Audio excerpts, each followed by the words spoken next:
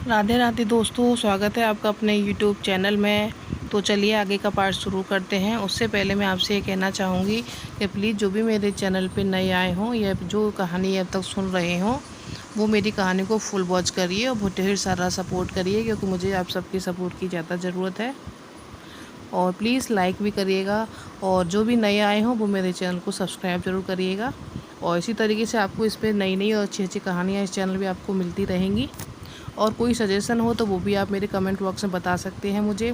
अगर आपको कोई कहानी में कोई प्रॉब्लम है, कोई दिक्कत है, तो वो भी आप मुझे कमेंट बॉक्स में बता सकते हैं। तो चलिए आगे की कहानी स्टार्ट करते हैं। सौर्य मेस में खाना खाकर अपने रूम में आता है और शेखर जी को फ़ोन लगाता है। शेखर जी फ़ोन उठाते हुए, हेलो बेटा, कैसे हो?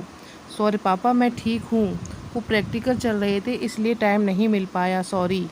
शेखर, कोई बात नहीं बेटा, यह बताओ तुम कब आ रहे हो? सॉरी पापा, मैं कल फाइनली आपको बता पाऊँगा, एक सेमिनार अटेंड करना है। शेखर, कोई बात नहीं बेटा, फिर भी जल्दी आने की कोशिश करना बच्चे। सॉरी जी पापा, मम्मा दी और मेरी नौटंकी कहाँ है? शेखर सुमन को फ़ोन देते हैं। हाँ बच्चा बोल, कैसा है तू, खाना खाया? सॉरी हाँ मम्मा, खाना खा लिया, आप टेंशन मत किया करो। अच्छा ये बताइए, मेरी नौटंकी ने अभी तक आपसे फ़ोन क्यों नहीं लिया, कहाँ है? सुमन, सॉरी बेटा, वो सेजल के रूम में है। सॉरी घबराते हुए, क्या हुआ मम्मा, मुझे 2 दिन से बहुत बेचैनी हो रही है, लेकिन बिजी शेड्यूल होने के कारण मैं फ़ोन नहीं कर सका। सब ठीक तो है ना दी, कहाँ है?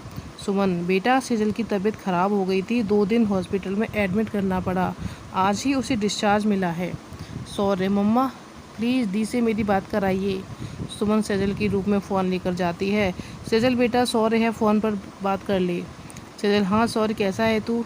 सॉरी थोड़ा भावुक होते हुए, दिया आपने भी मुझे कॉल करना ठीक नहीं समझा है, ये शीतल की तो मैं नहीं छोड़ने वाला, आखिर इससे निपट लूँगा, लेकिन आप तो बता सकते थे ना।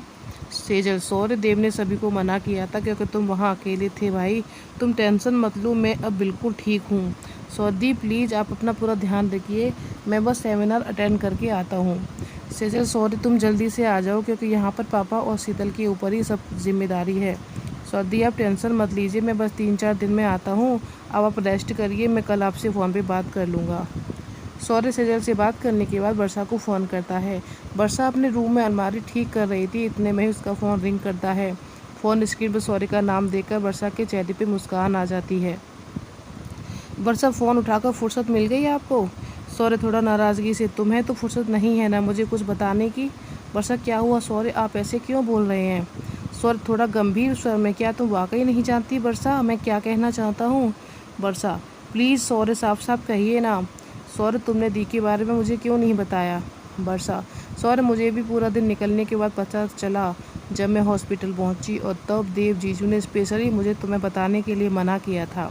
सॉरी नाराज़ होते हुए, ठीक है तुम जीजू की ही बात मारो, सॉरी मैंने तो तुम्हें डिस्टर्ब किया, गुड नाइट। वर्षा एकदम से घबराकर, सॉरी प्लीज़ फ़ोन मत रखिए, मुझे आपसे बात करनी है। सॉरी हाँ बोलो, सुन रहा हूँ।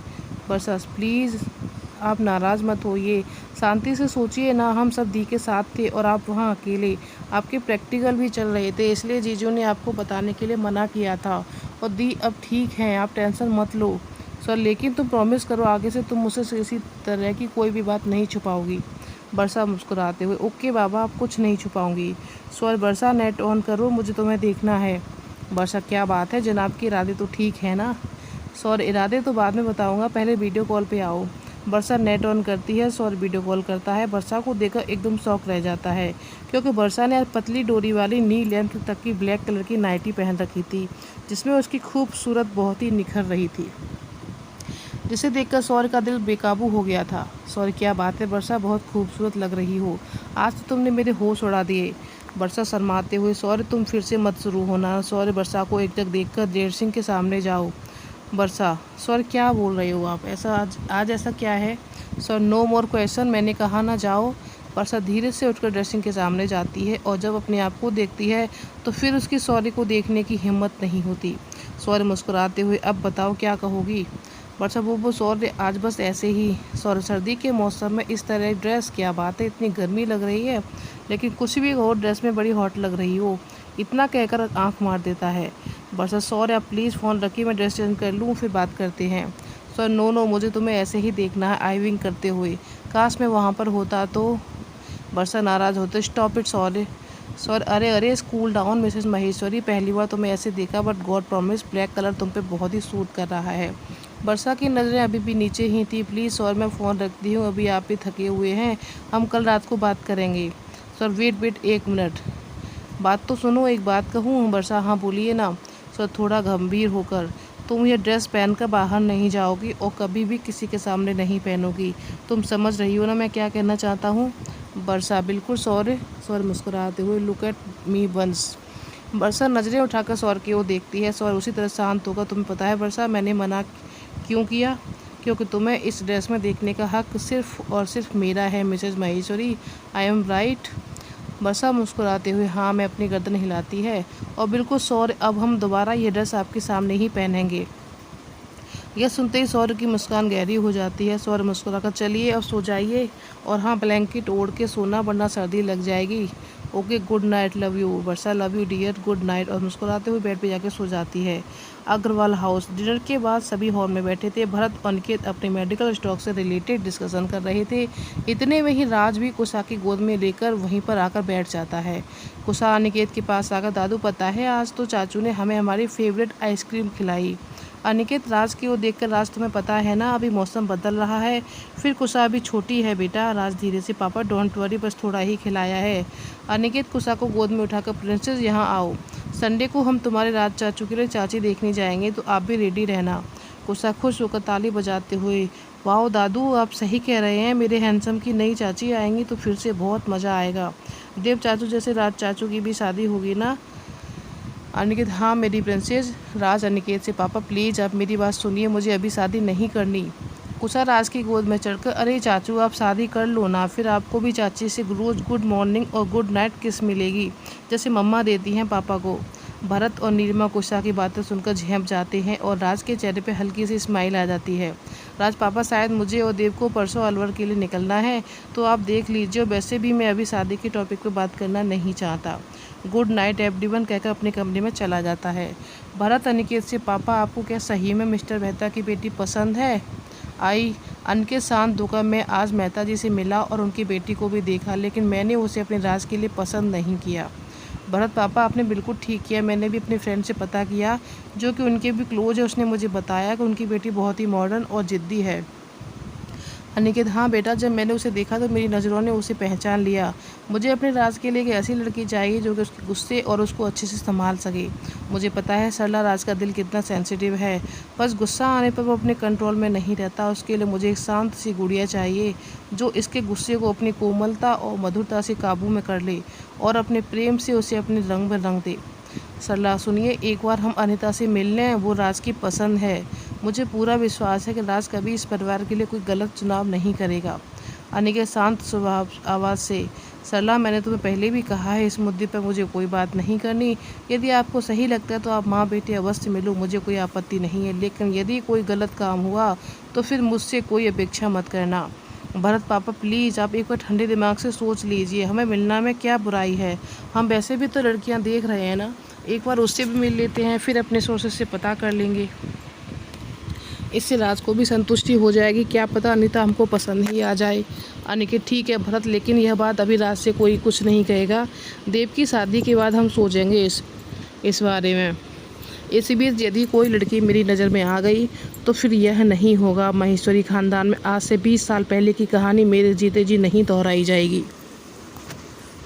चलो अब तुम अपने कमरे में जाओ, कुशा भी सो गई है। नीलिमा बेटे, सेजल से तुम्हारी बात हुई? नीलिमा नहीं पापा, देव भैया से बात हुई थी, सेजल को आज ही डिस्चार्ज मिला है। यदि आप कहें तो मैं कल सेजल से पास जाना चाहती हूँ।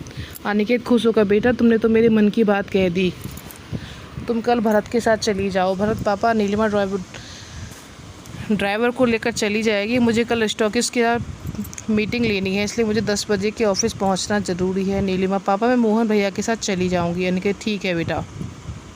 कृष्णा भाभी से पूछ लेना, शादी में अब सिर्फ 7 दिन बचे हैं, कोई काम हो तो तुम्हारा वही रहना भी ज़रूरी है। नीलिमा कुशा को गोद में उठाकर, जी पापा यदि मैं टाइम से फ्री हो गई तो मैं आंटी से भी मिलकर आऊँगी। अनिकेत ओके बेटा, गुड नाइट। भरत जाओ बेटा, आराम करो। भरत ओके पापा गुड नाइट। दूसरे दिन निशांत और विनोद दोनों ग्रीन वैली की साइड पर पहुंचते हैं।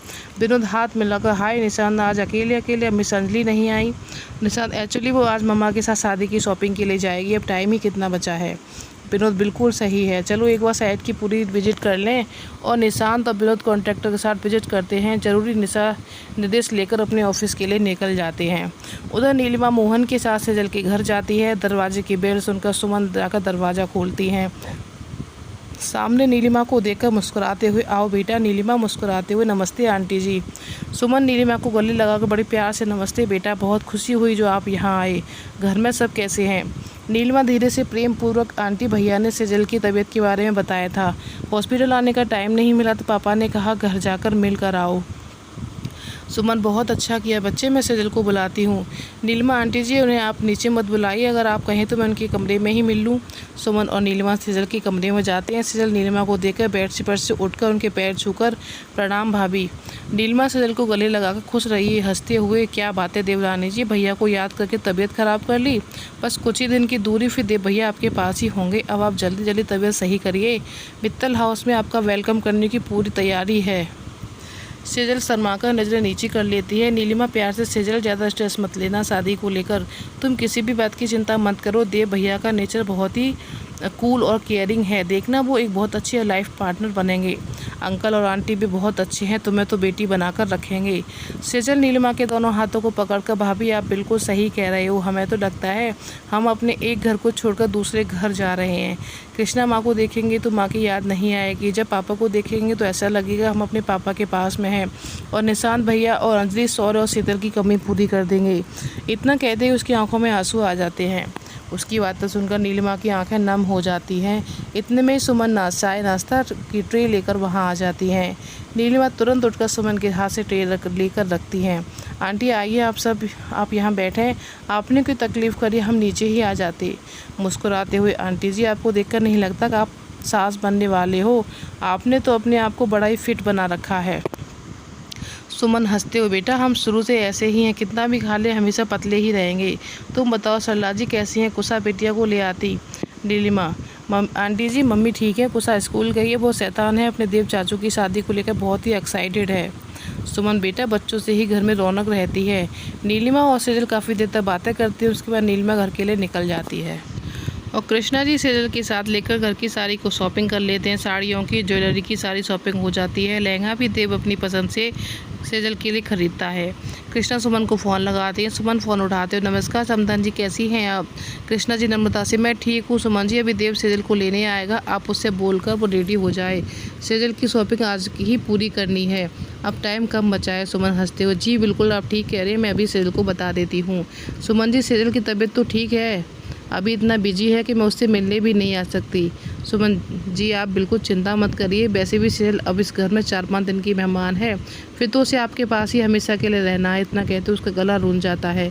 कृष्णा जी, अरे आप इतना भावुक मत होइए, वैसे भी सेजल बिटिया इसी शहर में है, आप जब चाहेंगे वो आपके पास रहेगी, आप उसकी बिल्कुल चिंता मत करिए। देखिए सुमन जी मैं कभी आपकी जगह नहीं ले सकती, लेकिन फिर भी मैं आपको यकीन दिलाती हूँ कि सेजल हमेशा मेरी बेटी बनकर ही रहेगी। सुमन, समधन जी आप ऐसे मत बोलिए, मेरी सेजल किस्मत वाली है जो उसे आप जैसी सास और इतना प्यार करने वाला ससुराल मिला। मैं हमेशा अपने बच्चों के लिए दुआ मांगूंगी, उन्हें जीवन में हर खुशी मिले। सुमन वर्षा को काम करते हुए घर के प्रति जिम्मेदारी निभाते देख बहुत खुश हो जाती है। सेजल, मम्मा आज सौर्य आ जाएगा, आज आपको कल के लिए बोल देना और शीतल को भी बता देना, क्योंकि मुझे शायद आने में टाइम लगेगा। आंटी हम क्या कर दें, और जीजू चले गए, हंसते हंसते हमें अपने बीच हड्डी नहीं बनना। सेजल धीरे से वर्षा के सर पे मारते उधर, शैतान। मम्मा आप देख रहे हैं ना, आपकी बेटी मेरी टांग खींच रही है। सुमन मुस्कुरा, वर्षा सेजल को हमेशा ऐसे ही खुश रहो, किसी की नज़र न लगे मेरे बच्चों को, इतना कहकर दोनों को गले लगा लेती है। सेजल और वर्षा दोनों एक साथ सुमन की गाल पे किस करते हो, लव यू मम्मा। सेजल हैरानी से वर्षा को देख के, वर्षा क्या बोला तूने? वर्षा नीची नज़र करके, दी वो गलती से निकल गया, सॉरी। सुमन, कोई बात नहीं बेटा, वैसे भी मैं तुम्हारी माँ जैसी हूँ तो तुम मुझे माँ ही बोलोगी। वर्षा मुस्कुराकर जी माँ कहकर उसके गले लग जाती है। सेजल, बेटा तैयार हो जा, देव ही आते होंगे। वर्षा सेजल का हाथ पकड़कर, चलिए दी मैं आपकी हेल्प कर दूँ। कमरे में जाकर सेजल अपनी अलमारी खोलकर खड़ी हो जाती है, उसे समझ ही नहीं आता वो क्या पहने। वर्षा काफ़ी देर सेजल को देखने के बाद, दी क्या हुआ, जल्दी से ड्रेस निकालिए, जीजू आते होंगे। सेजल बरसा कुछ समझ में नहीं आ रहा क्या पहनूं। बरसा एक आईब्रो ऊपर उठाकर सेजल की ओर देखती हो। दी आप कब से कपड़ों को सेलेक्ट करने लग गए? अपने सर पे हाथ मारते। ओहो हम भी ना, आप जीजू के साथ जा रहे हो तो फिर सिलेक्शन बनता ही है। सेजल थोड़ा गुस्से में, बस बस अब ज़्यादा बोल मत, यहाँ आकर मेरी हेल्प कर। बरसा सेजल के लिए स्काई ब्लू कलर का फुल लेंथ अनारकली सूट निकालकर सेजल की ओर बढ़ाते हुए, लीजिए दी, यह पहन लीजिए। सेजल एक नज़र सूट को देखती, नॉट बैड, तेरी चॉइस तो शानदार है। बरसा धीरे से, तभी तो आपके भाई को पसंद किया। सेजल क्या बोला तूने? बरसा अरे कुछ नहीं दी, आप जल्दी से चेंज करके आइए। सेजल को पकड़कर वॉशरूम की ओर ले जाती है। थोड़ी देर में बरसा सेजल को तैयार कर, देख लीजिए दी, कोई कमी तो नहीं रह गई। सेजल जब अपने आप को देखती है तो उसकी आंखें एकदम से अपने आप को देखकर ठहर जाती हैं। स्काई ब्लू सूट, लंबे बालों की ढीली ढीली चोटी से बंधा हुआ, आंखों में गहरा काजल जो उसकी बड़ी बड़ी उभरी हुई आंखों को और भी खूबसूरत बना रहा था, होठों पे गुलाबी लिपस्टिक। बरसा दी क्या हुआ, पसंद नहीं आई? सेजल शर्माकर, बरसा ये वाकई हम है ना? बरसा सेजल के पीछे से गले लगाकर, हाँ दी ये आप ही हो। बात खूबसूरती का असर देव जीजू के कारण है। आज संभाल लेना अपने पतिदेव को, कहीं आपकी खूबसूरती देखने के चक्कर में शॉपिंग करना ना भूल जाएं। सेजल शर्माकर बरसा के गले लगकर, पागल कुछ भी बोलती है, इतने में डोरबेल बजती है। बरसा सेजल से, आपके राजकुमार आ गए, आपको लेने दी, फटाफट आइए, मैं नीचे जा रही हूँ। देव आकर सुमन के पैर छूता है। प्रणाम मम्मा। सुमन, खुश हो रहो बेटा, अलवर गए थे आप, काम हो गया? देव सोफे पर बैठकर सुमन के हाथों को अपने हाथों में लेकर, मम्मा सबसे पहले तो आप बोलना बंद कर दीजिए, मैं आपके लिए सॉरी जैसा हूँ। आप मुझसे इस तरह से बोलते तो मुझे अनकंफर्टेबल फील होता है। Please it's my humble request, आप मुझे बेटे के जैसा ही ट्रीट करिए, दामाद जैसा नहीं, ताकि मैं भी बिना झिझक आपसे अपने मन की बात कह सकूं। अब आपके सवाल का जवाब, अलवर का काम पूरा हो गया, बस अब शादी तक आपका बेटा फ्री है। देव की बातें सुनकर सुमन की आंखों में आंसू आ जाते हैं। सुमन, आज से तुम मेरे बेड़े बेटे हो। सौरे से भी पहले इतना कहकर प्यार से देव की गालों को छू लेती है। बरसा देव के लिए कॉफ़ी बनाकर लाती है। नमस्ते जीजू। बरसा की ओर देखकर मुस्कुराते हुए, क्या बात है बरसा जी, आप अपनी पूरी जिम्मेदारी निभा रही हैं। बरसा हंसते हुए कॉफ़ी का कप पकड़ते हुए, लीजिए जीजू। इशारे से देव को सीढ़ियों से तरफ देखने को बोलती है। देव सीढ़ियों की तरफ देखते ही मुस्कुराकर, बरसा जी आज आपकी दी मेरी पूरी बैंड बजाने वाली हैं, और इससे कहीं ना कहीं मुझे आपकी मेहरबानी दिख रही है। बरसा शरारत से, जीजू अकेले जा रहे हो तब दी को आप आराम से देखना, अभी तो कॉफ़ी पी लीजिए वरना ठंडी हो जाएगी। सेजल सुमन के पास बैठ जाती है और एक नज़र उठाकर देव की ओर देखकर मुस्कुरा देती है। देव कॉफ़ी का कप टेबल पर रखते, मम्मा हम चलें? सुमन, हाँ बेटा जाइए, वैसे भी काम ज़्यादा है और समय कम है, आप पूरी कोशिश करिएगा आज ही आप दोनों की पूरी शॉपिंग हो जाए। देव, मम्मा मैं पूरी कोशिश करूँगा, हो सकता है हमें आज थोड़ा टाइम लग जाए, तो आप बिल्कुल चिंता मत करना, मैं छोड़ जाऊँगा सेजल को। सेजल देव के साथ चली जाती है। देव गाड़ी का दरवाज़ा खुलकर सेजल को बिठाता है और खुद ड्राइविंग सीट पर आकर गोवर्स लगाकर सेजल की ओर देखकर मुस्कुराते हुए, बंदा हाजिर है आपकी सेवा में, तो फिर चलें? सेजल धीरे से पलकें झुकाकर हाँ कहती है। देव ड्राइव करते हुए तिरछी नज़र से सेजल को देखता है, उसकी ओर झुक जाता है। आपको क्या डॉक्टर ने मेडिसिन चेंज करके दी है? सेजल देव की हैरानी से देखती हो, क्या हुआ, आप ऐसे क्यों पूछ रहे हैं? हमें समझ नहीं आ रहा। देव सेजल के हाथ को अपने हाथ में कसते हुए, वाकई आपको कुछ समझ नहीं आया? सेजल नाम में गर्दन हिलाते हुए, प्लीज़ जो पहेलियाँ मत बुझाइए, साफ साफ कहिए ना। सेजल की बात सुनकर देव मुस्कुराते हुए, अरे यार मैं ये कह रहा हूँ कि आज आप बेहद खूबसूरत लग रही हो। शरारत से मुझे लगा शायद आपको अक्षत अंकल ने कोई नई मेडिसिन तो नहीं दी खूबसूरती दिखाने की। सेजल शर्मा का दूसरी तरफ मुँह कर लेती है। देव सेजल के हाथ को गियर पर रखते हुए, this is cheating my heartbeat, मैं यहाँ 2 दिन के बाद आपको देख रहा हूँ और आप मुझसे यूँ नज़रें फिर के बैठे हैं, ये तो गलत बात है मिसेस देव मित्तल। सेजल धीरे से, सिर्फ 5 दिन और है, फिर हमेशा के लिए हम आपके पास आ रहे हैं, फिर आप हमें जी भर कर देखिएगा। देव, क्या बात है, आप भी उंगलियों पर गिन रहे हैं, आई एम इम्प्रेस्ड। शरारत से, वैसे आप शादी के बाद मुझे पक्का देखने देंगी? सेजल के दिल की धड़कन देव के इस तरह बोलने से तेज हो जाती है। वो नज़रें नीचे करके, प्लीज़ आप सामने देखकर गाड़ी चलाइए। देव सेजल की ओर देखकर, मैं तो सामने देखकर ही गाड़ी चला रहा हूँ, पर क्या करूँ, आज आप इतने खूबसूरत लग रहे हो कि मेरी ये नज़रें आप पर से हटना ही नहीं चाहती। इतना कहकर देव गाड़ी को साइड में रोक लेता है। लीजिए मैंने गाड़ी बंद कर दी, अब आपको कोई ख़तरा नहीं है, तो क्या अब आप परमिशन देंगे मुझे कि मैं अपनी बीवी को थोड़ी देर के लिए जी भर के देख सकूँ? सेजल की नज़रें शर्म से झुक जाती हैं। देव प्यार से सेजल के चेहरे को अपने दोनों हाथों में लेकर उसे एकटक देखता है और फिर उसकी आंखों के काजल को अपनी उंगली से लेकर कानों के पीछे लगाते हुए, लीजिए हो गया, अब किसी की नज़र नहीं लगेगी आपको। इतना कहकर अपने होठों से उसके माथे को छू लेता है। सेजल देव के दोनों हाथों को कसकर पकड़ लेती है। देव मुस्कुराते हुए सेजल से अलग होकर, चलिए मिसेस मित्तल, हमारी शादी की शॉपिंग करने। अब मुझे कोई डर नहीं है क्योंकि मैंने अपनी पत्नी को अपना सुरक्षा कवच पहना दिया है। इतना कहकर गाड़ी स्टार्ट कर देता है और थोड़ी सी शॉपिंग रह गई थी उनकी, तो वो थोड़ी देर में रुद्राक्ष मॉल के सामने रुकते हैं। देव गाड़ी पार कर सेजल का हाथ पकड़कर सबसे बड़े लेडीज़ कपड़ों के सेक्शन में जाता है और शॉपिंग खत्म करके सनमून रेस्टोरेंट में खाना खाकर दोनों घर की ओर निकल पड़ते हैं। देव सेजल को घर छोड़कर सीधा अपने घर जाता है। यहाँ सौरभ रात को आ जाता है महेश्वरी भवन में। इतने में सेजल भी आ जाती है डाइनिंग एरिया में। सौर्य सेजल को देखकर एकदम से खड़े होकर सेजल को गले लगाकर, दी कैसी तबीयत है अब आपकी। सेजल सौर की गालों को प्यार से छूकर, मैं ठीक हूँ भाई, अब तू आ गया तो खुश भी हूँ। सर मम्मा बता रहे थे आप जीजू के साथ शॉपिंग पर गए थे, जीजू कहाँ हैं। सेजल सुमन की ओर देखकर, सौर्य देव घर गए हैं, वो पापा जी को कुछ अर्जेंट काम था तो मुझे बाहर ही छोड़कर चले गए। सुमन कोई बात नहीं बेटा, वैसे तुम दोनों की शॉपिंग पूरी हो गई। सेजल हाँ मम्मा सब हो गया, वेडिंग ड्रेस अल्टरनेशन के लिए भेज दी है, परसों डिलीवर हो जाएगी। शेखर बेटा जाओ जल्दी से फ्रेश होकर चेंज कर लो, फिर सब डिनर करते हैं। बरसा बेटा जब तुम खाना लगाओ। सेजल पापा हम देव के साथ डिनर करके आए हैं। सुमन ठीक है बेटा, तो तुम कमरे में जाकर रेस्ट करो, आज पूरा दिन हो गया, फिर कल भी तुम्हें बिजी रहना है। सुमन बेटा कल जाना है तो मैं भी, तो तुम आज यहीं पर रुक जाओ, मैंने नडराव को बोल दिया है। बरसा आंटी वो हमें अपने कपड़े भी लेने जाना है। सॉरी तू बरसा के साथ जा। बरसा तुम आ जाओ, मैं गाड़ी निकालता हूँ। सुमन इधर, बरसा इधर आ। बरसा जी आंटी कहिए। सुमन बरसा के हाथों को पकड़कर, बेटा सौर की जिम्मेदारी अब तेरी है, कल तुम भी उसके साथ जा रही हो। मैं चाहती हूँ अच्छे से दोनों जाओ, एक दूसरे के साथ टाइम क्वालिटी टाइम स्पेंड करो। मैं आज भी शेखर जी के से इस रिश्ते के लिए बात करूँगी। सौर तेरा वेट कर रहा है, जल्दी आना। बरसा सुमन की गले लगकर, थैंक यू माँ, गुड नाइट, आप सो जाइए, मैं दरवाज़ा लॉक करके जा रही हूँ। सुमन बरसा के गालों को चूमकर चली जाती है। तो सौर अपनी बाइक निकाल कर खड़ा था। बरसा बाहर आकर सौर से, क्या बात है आज आप बाइक पे। बरसा को देखकर शरारत से, तुम्हें आजकल गर्मी ज़्यादा लगती है तो सोचा कुछ ठंड का एहसास करा दूँ। बरसा धीरे से सौर के कंधे पर मार कर, कुछ भी बोलते हो आप। सौर उसको बाइक पर बैठने को इशारा करता है। बरसा के बाइक पर बैठते तेज़ी से गाड़ी स्टार्ट करता है और बैक मिरर से बरसा को देखकर, पकड़ लो मुझे। बरसा आप ड्राइव करिए, मैं आराम से बैठी हूँ। सर ओके इतना कहकर तेज़ी से गाड़ी के ब्रेक लगा देता है। बरसा सीधे जाकर सौर्य के पीछे टकराकर उसकी कमर को अपने हाथों से पकड़ लेती है। सौर्य की पीठ पर अपना सर रखकर, अब ठीक है आप यही चाह रहे थे ना। सौर्य गुड गर्ल, यार आधा रास्ता निकाल दिया, पहले ही मान जाती। बरसा सौर्य आप कुछ ज़्यादा बेशर्म नहीं हो रहे। इतने में बरसा का घर आ जाता है। बरसा गाड़ी से उतरकर जाने लगती है। सौर्य उसकी कलाई को पकड़कर अपनी ओर खींच लेता है। जवाब नहीं सुनोगी। बरसा छोड़िए सौर्य। सौर्य बरसा को एक टक देकर, नहीं पहले तुम्हारी बात का जवाब दूंगा। बरसा प्लीज़।